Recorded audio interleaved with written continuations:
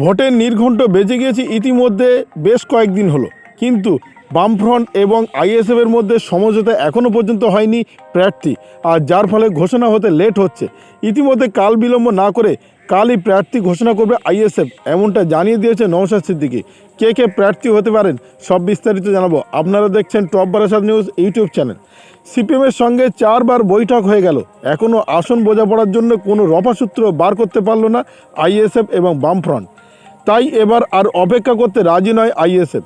আগামীকালই প্রথম দফার 8 থেকে 9 আসনে প্রার্থী তালিকা ঘোষণা করে দিতে পারে নওশাদ সিদ্দিকীর দল আইএসএফ। যদিও প্রার্থী ঘোষণার আগে মুহূর্ত পর্যন্ত বামেদের সঙ্গে আলোচনার রাস্তা খুলে রাখছে বলেই জানিয়েছেন ইন্ডিয়ান সেকুলার ফ্রন্ট অর্থাৎ ISF. ISF chairman Naushad Siddiqui স্পষ্ট জানিয়ে দিয়েছেন, আগামীকাল বিকেল 4টায় আমরা প্রথম দফার প্রার্থীর নাম ঘোষণা করব। আমরা চাই জোট হোক, কিন্তু যদি কেউ জোট করতে এগিয়ে না আসে আমরা কতদিন চুপ থাকতে পারি? জোটের স্বার্থে আমরা অনেক স্বার্থ ত্যাগ করেছি। আইএসএফ সূত্রে জানা যাচ্ছে, চতুর্থ পর্যায়ে আলোচনায় বামেদের কাছে আইএসএফের দাবি ছিল 8 থেকে 10টি আসন। সেখানে বামেদের তরফ থেকে মাত্র 4টি আসন ছাড়ার কথা বলা হয়েছিল, আর এখানেই জোটের ভবিষ্যৎ অনিশ্চিত হয়ে পড়ে।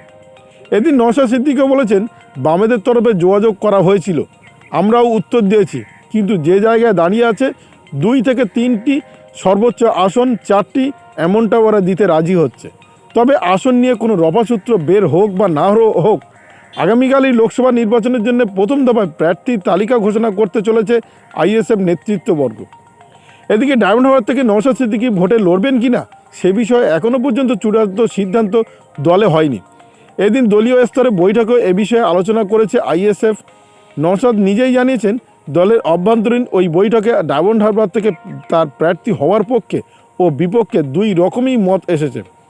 ভাঙড়ের আইএসএফ বিধায়ক আশাবাদী আগামীকালের মধ্যে দলের তরফে এই সিদ্ধান্ত নেওয়া হয়ে যেতে পারে।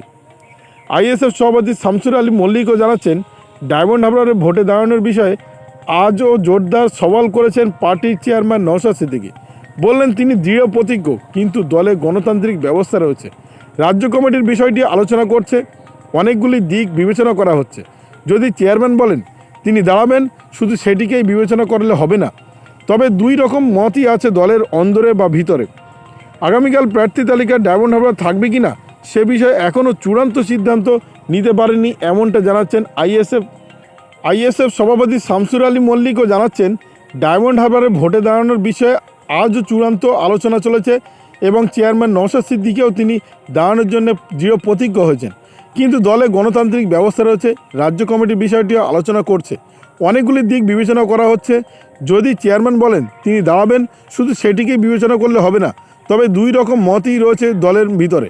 আগামীকাল প্রার্থী তালিকা ডায়মন্ড হারবার থাকবে কিনা সে বিষয়ে এখনও কিছু জানতে চাইছেন না আইএসএফ সভাপতি নওশাদ সিদ্দিকী। এখন দেখার বিষয় যে নওশাদ সিদ্দিকী সেখানে দাঁড়াবে কি না সে বিষয়ে দলের অন্দরে আলোচনা চলছে। এখনও আজকে দীর্ঘ আলোচনা চলেছে যে নওশাদ সিদ্দিকী ডায়মন্ড হারবার কেন্দ্রে দাঁড়াবেন কিনা। অনেক মতামত দিচ্ছেন যে ডায়মন্ড কেন্দ্রে দাঁড়ানো হোক, আবার অনেকে মতামত দিচ্ছেন না দাঁড়ানোর জন্য। এখন দেখার বিষয়, সামনেই লোকসভা নির্বাচনের আর কয়েকটা দিন বাকি রয়েছে। ইতিমধ্যে নির্বাচনের প্রথম দিনের প্রার্থীর মনোনয়নপত্র জমা দেওয়ার কাজ শুরু হয়েছে। এখন ডায়মন্ড হারবারে অনেক দেরি আছে, ফলে এখন অনেকটা সময় রয়েছে। ডায়মন্ড হারবার কেন্দ্রে প্রার্থী আইএসএফ দেবে নাকি সমঝোতা জোট হওয়ার ফলে সিপিএম প্রার্থী দেবে, সেটা সবচেয়ে জল্পনা তুঙ্গের অবস্থায় রয়েছে। সিপিএমের সঙ্গে 4 বার বৈঠক হয়ে গেল, এখনও পর্যন্ত বোঝাপড়ার রফাসূত্র বের হয়নি। তাই এবার আর অপেক্ষা করতে রাজি নয় আইএসএফ। আগামী শুক্রবার অর্থাৎ কালকে 8 থেকে 9 আসনের তালিকা ঘোষণা করতে চলেছে নওশাদ সিদ্দিকীর দল আইএসএফ। যদিও প্রার্থী ঘোষণার আগে মুহূর্তে পর্যন্ত বামেদের সঙ্গে আলোচনার রাস্তা খুলে রেখেছে আইএসএফ চেয়ারম্যান নওশাদ সিদ্দিকী স্পষ্টভাবে বলেছেন, আগামীকাল বিকেল 4টায় আমরা প্রথম দফার প্রার্থী ঘোষণা করতে চলেছি। আমরা চাই জোট, কিন্তু জোট যদি না হয়, অস্পষ্টভাবে এগিয়ে চলে বা কথাবার্তা ঠিকঠাক না চলে, সমঝোতা যদি ঠিকঠাক না হয়, তাহলে জোট কিভাবে সম্ভব হবে? 2 দলকেই স্বার্থে ত্যাগ করতে হবে, আর যদি না করতে পারি তাহলে জোট কোনো মতেই সম্ভব নয়। আমরা ইতিমধ্যে অনেকটাই স্বার্থ ত্যাগ করেছি, কিন্তু বামফ্রন্টের তরফে স্বার্থ ত্যাগ করতে হবে, তাহলেই এই জোট সম্ভব হবে, এমনটা জানিয়েছেন নওশাদ সিদ্দিকী। আইএসএফ সূত্রে জানা যাচ্ছে, চতুর্থ পর্যায়ে আলোচনায় বামেদের কাছে আইএসএফের দাবি ছিল 8 থেকে 10টি আসন। সেখানে বামেদের তরফ থেকে মাত্র 4টি আসন ছাড়ার কথা বলা হয়েছে। এখানেই জোটের ভবিষ্যৎ অনেকটাই অনিশ্চিত হয়ে পড়ে। এদিন নওশাদ সিদ্দিকী বলেছেন, বামেদের তরফে যোগাযোগ করা হয়েছিল, আমরাও উত্তর দিয়েছি, যে জায়গায় দাঁড়িয়ে আছে 2 থেকে 3 সর্বোচ্চ 4 আসন দিতে রাজি হচ্ছে বামফ্রন্ট। ফলে রবাসূত্র বের হওয়া খুবই কঠিন পর্যায়ে পৌঁছচ্ছে। আগামীকালই লোকসভা নির্বাচনের জন্য প্রথম দফায় প্রার্থী তালিকা ঘোষণা করতে চলেছে আইএসএফ নেতৃত্ববর্গ, এমনটা জানিয়েছে নওশাদ সিদ্দিকী। এদিকে ডায়মন্ড হারবার কেন্দ্রে নওশাদ সিদ্দিকী দাঁড়াবেন কিনা সে বিষয়ে জিজ্ঞাসা করা হলে তিনি বলেন, আমি দৃঢ় প্রতিজ্ঞ দাঁড়ানোর জন্য, কিন্তু দলে গণতান্ত্রিক ব্যবস্থা রয়েছে, রাজ্য কমিটি বিষয়টি আলোচনা করছে, অনেকগুলি দিক বিবেচনা করা হচ্ছে। যদি চেয়ারম্যান বলেন তিনি দাঁড়াবেন, শুধু সেটিকে বিবেচনা করলে হবে না, তবে 2 রকম মতই আছে দলের অন্দরে। আগামীকাল প্রার্থী তালিকা ডায়মন্ড হারবারে থাকবে কিনা সে বিষয়ে চূড়ান্ত এখনও সিদ্ধান্তে পৌঁছতে পারেনি আইএসএফ। দলীয় স্তরে বৈঠক এখনও চলছে, এমনটা জানিয়েছেন আইএসএফ বিধায়ক নওশাদ সিদ্দিকী। অন্যদিকে বামফ্রন্ট 12 থেকে 13টি আসনে প্রার্থী তালিকা ইতিমধ্যে ঘোষণা করে ফেলেছে, তার মধ্যে যাদবপুর কেন্দ্রে। কেননা যাদবপুর আগেই আইএসএফ চেয়েছিল যে যাদবপুর কেন্দ্রে আইএসএফ দাঁড়াতে চায়, কিন্তু আইএসএফের কথা না রেখে ইতিমধ্যে প্রার্থী তালিকা যা ঘোষণা করেছে তার মধ্যে যাদবপুর কেন্দ্রে প্রার্থী তালিকায় নাম রেখেছে বামফ্রন্ট। নওশাদ সিদ্দিকী বলেছেন, আর অপেক্ষা করা সম্ভব হচ্ছে না, ইতিমধ্যে সব দলই প্রচারে নেমে পড়েছে। আমরা যদি না প্রার্থী তালিকা ঘোষণা করি তাহলে কবে প্রচারে নামবো?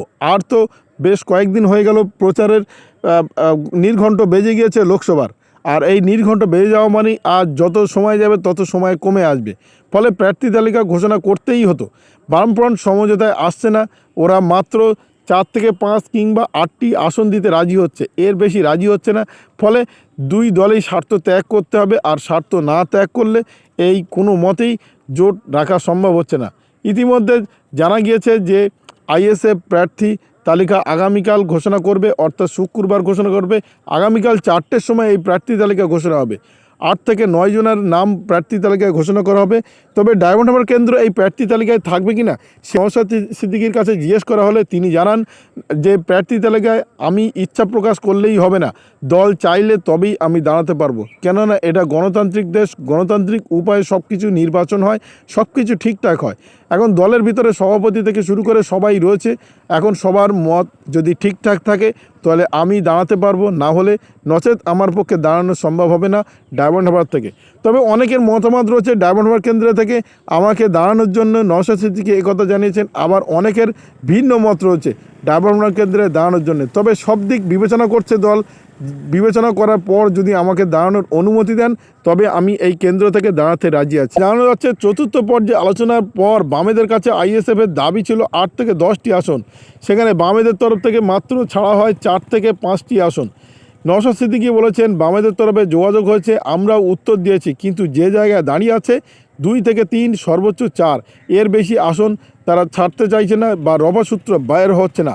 ফলে আগামীকাল লোকসভা নির্বাচনের জন্য প্রথম দফায় প্রার্থী তালিকা ঘোষণা করতে চলেছে আইএসএফ নেতৃত্ববর্গ।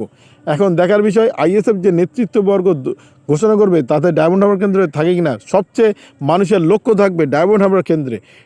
কেননা অভিষেক বন্দ্যোপাধ্যায় তৃণমূলের সেকেন্ড ইন কমান্ড, অর্থাৎ রাজ্য সভাপতি অভিষেক বন্দ্যোপাধ্যায় দাঁড়িয়েছে, আর সেই কেন্দ্রে কেউ দাঁড়াতে চাইছে না। ইতিমধ্যে যতটা জানতে পারছি বিজেপির তরফে কেউ দাঁড়াতে চাইছে না, এমনটা জানা যাচ্ছে। কেননা এখানে খোদ তৃণমূল কংগ্রেসের second in command Abhishek Bandyopadhyay দাঁড়িয়েছে, ফলে সবাই ভীতগ্রস্ত অবস্থায় রয়েছে যে এখানে অভিষেকের বিরুদ্ধে দাঁড়িয়ে জেতা খুবই মুশকিল। এখন দেখার বিষয় অভিষেক বন্দ্যোপাধ্যায়ের বিরুদ্ধে আইএসএফ বিধায়ক নওশাদ সিদ্দিকী দাঁড়ান কিনা, আর যদি বা দাঁড়ায় তিনি এই কেন্দ্র থেকে জিততে পারেন কিনা, সেটা সবচেয়ে বড় প্রশ্ন হয়ে দাঁড়িয়েছে। ভিডিওটি আপনার কোনো প্রকারের উপকারে লেগে থাকে অবশ্যই লাইক, কমেন্ট, শেয়ার করবেন, সেই সঙ্গে চ্যানেলটি সাবস্ক্রাইব করার অনুরোধ রইল। সবাই ভালো থাকবেন, সুস্থ থাকবেন।